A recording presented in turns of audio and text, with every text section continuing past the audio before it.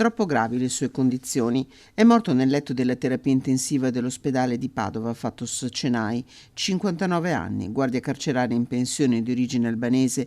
L'uomo era stato colpito da un proiettile alla testa domenica mattina mentre nel suo triciclo andava dalla casa dove viveva con la famiglia alla fattoria didattica dove trascorreva la maggior parte delle sue giornate.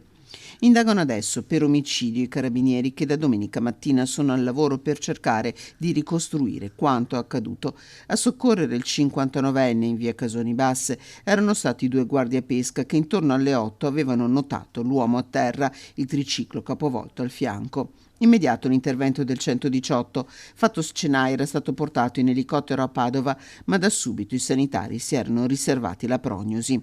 Una famiglia conosciuta a Fontaniva, quella di Fatos Cenai, nell'Alta Padovana si era trasferita dapprima la figlia, che ha 2 figlie, raggiunta poi dalla mamma che fa la badante e 3 anni fa da papà Fatos. Molti conoscevano il 59enne, una persona ben voluta, tante le domande che restano aperte su una morte per ora inspiegabile. Chi ha esploso il colpo? Fatos Fatai è una vittima casuale o si è trattato di un agguato? Le indagini sono aperte a 360 gradi, tra le ipotesi aperte sul tavolo degli investigatori quella del tragico errore di un cacciatore, ma anche di una possibile vendetta legata al suo passato.